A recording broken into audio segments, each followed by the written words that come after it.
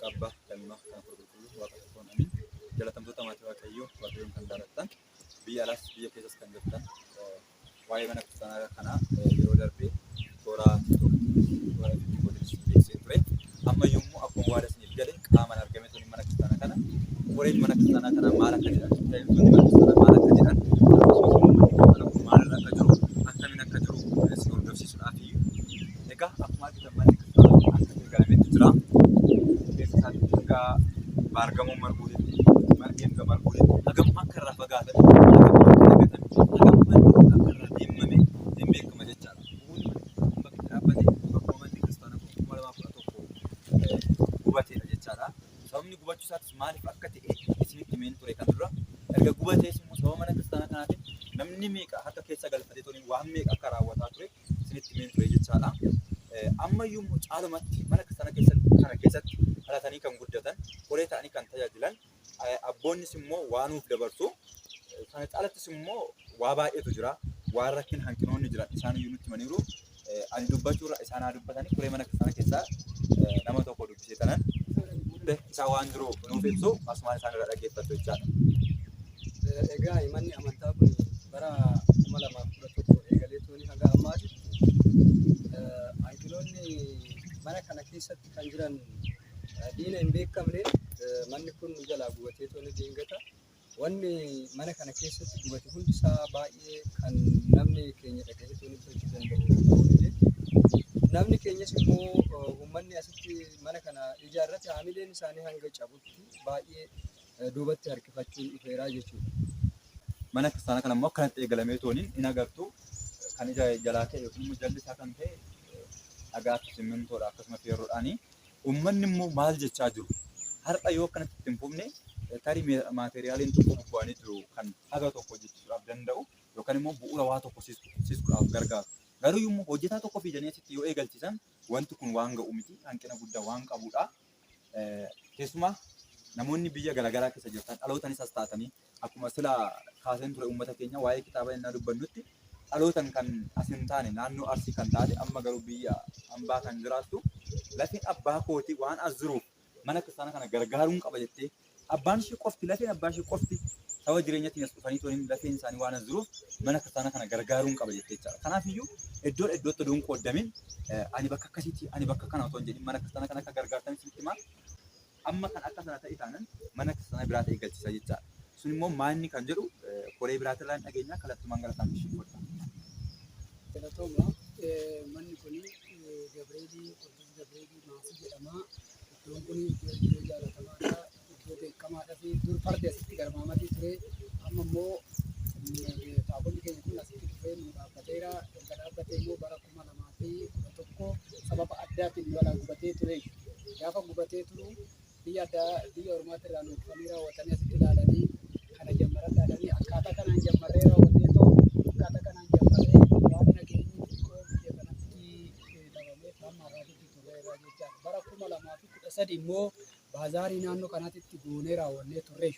Bara san birrii gaa argachuu hin dandeenye birrii xiqqoo argannee raawwannee itti fufna kan jenne birrii arganne saniin jechaadha. Kanneen akka xaxarii kanaatii fi fiinoodhaa fi ashawaadhaa fi dhakaa kana buunee turre. Amma immoo manni kun garuu uummannis immoo uummanni biyya kanaa tan itti gaddaatti jiru. Manni keenya kun erga gubatee erga jammaramee xiqqoo nu jalaa tureera maa nu jalaa ture jechaatti jiranii.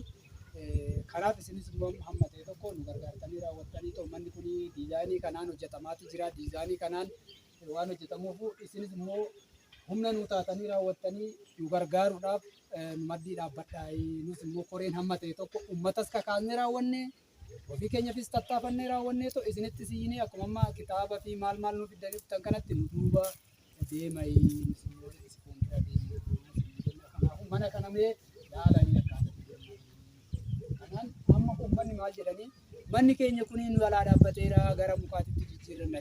Maaliif hammeenya fi miti isaanis wanna kana jedhaniif xiqqoo namni sossoosu dhabamee eenyu sossoosa jira.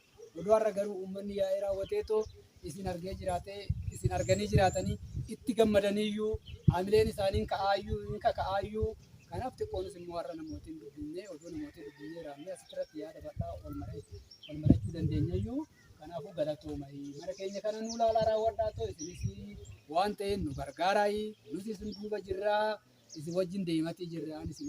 Tole maatiiwwan Waaqayyoo waa'ee manichaa kan dhageessaniittu sadarkaa kanarra ga'ee birrii guddaa fixeera. Birrii guddaan itti deemameera. Mana kana haga kanayyuu kan deeme qarshii qabaataniiti miti. Tokkoffaa diizaayina kan hojjete mana sana kana keessatti dhalatee biyya biraa kan deemu kun biyya biraa kan jiraatudha. Akka dhageette jechaadha. Bu'uura kanaafis immoo akka ijaarsa kun haala kanaan deemu hojii ijaarsa irratti ogummaa kan qaban obboleessi keenya as jiru waa tokko nuuf kennu isaanidha kan deemsu. Haga birriin jiraatu taanaan obboleessi keenyas hordofuu hin danda'a. Ogeessa biraa dabalatanii tuniin yeroo gabaabaa keessatti waan dhumuu danda'udha. Garuu bu'uurri qarshiidha jechaadha. Asii koreen keenya ammas yaadan qaba jechaa jiru. Wantoota hanqilan jiran garuma isaaniitti as fuudha. Ammas kiristaanonni biyya alaa keessas jirtan kan biyya keessas jirtan aga haqimii keessanii akkuma kanaan dura nu gumaalchatii dhufan ammas namoonni immoo akka haqimii keenya ilaalanii tuni namoonni zariyoomanis yaa ta'u amantaadhanis yaa ta'u namoonni nuuf yaaddan baay'istanii tuni akka nuuf yaaddan faaratti isin gara keessanitti isinitti hima jechuudha.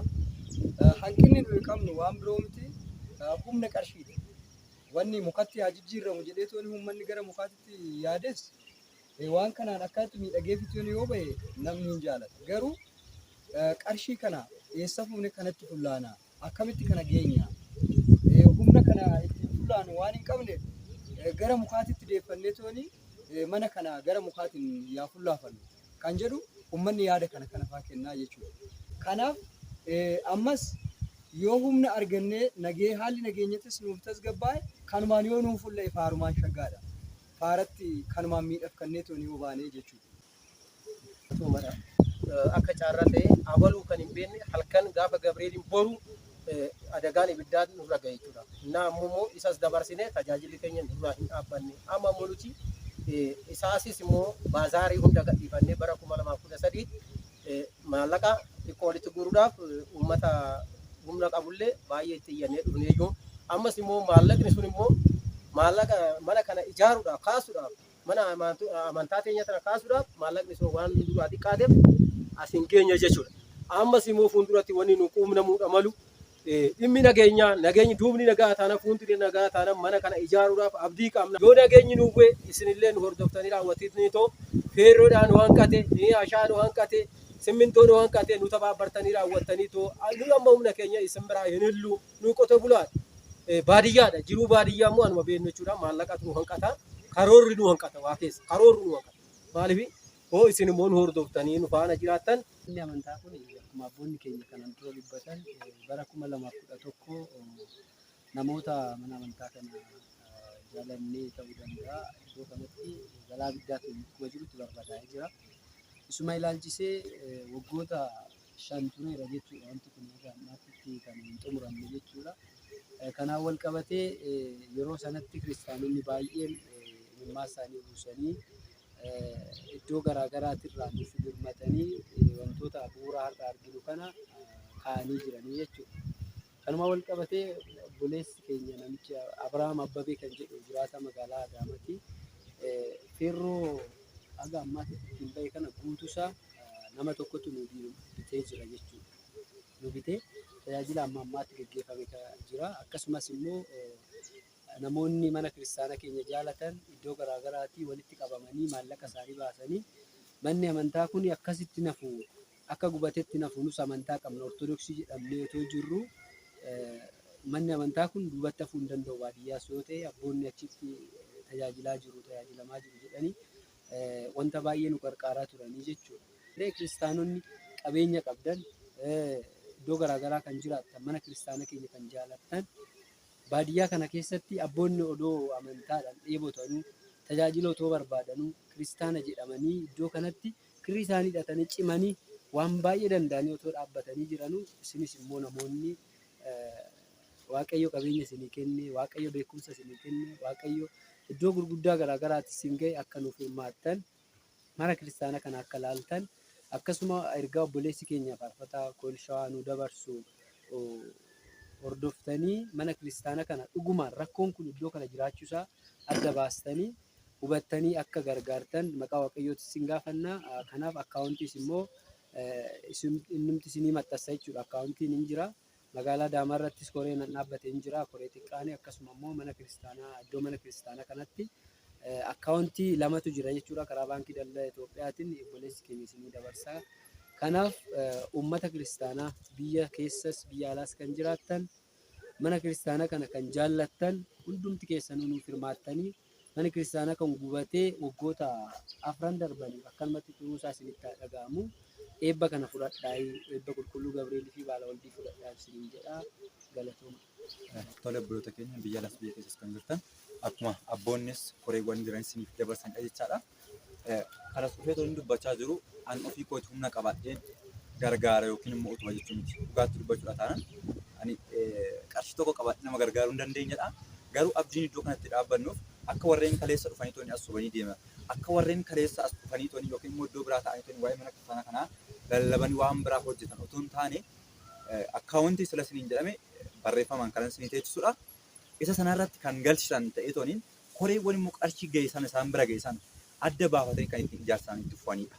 Kana ta'uunsaa yoo eenyu itti hirmaatedha nuti yoo itti hirmaanne yoo gargaarredha waan ta'eef hundumti keessaniyyuu adaraa ergamaa Gabreelii isinitti kennaa. Hundumti keessaniyyuu maqaa ergamaa Gabreeliitiin gargaaraa mana kiristaanaa kana faana dhaabbadhaa isiniin jedhaa. Dhugumatti waa'ee kitaabota argameeti baay'ee gammadanii jiru. Sodaa tokko malee nageenya isaanii eeggatanii waan tajaajilaniif namni tokko otoo ittiin bu'iin afaan beekanii namni tokko otoo isaanii dhiibin afaan beekanii uummata tajaajilu. Uummannis immoo amiin jedhee irraa fudhata. Akkasumas immoo mana kana keessa dhaabbatanii akka tajaajilaniif hundumtuu itti hirmaadhaa. Nagaan Waaqayyo bakkuma jirtanitti isin faana haa ta'u.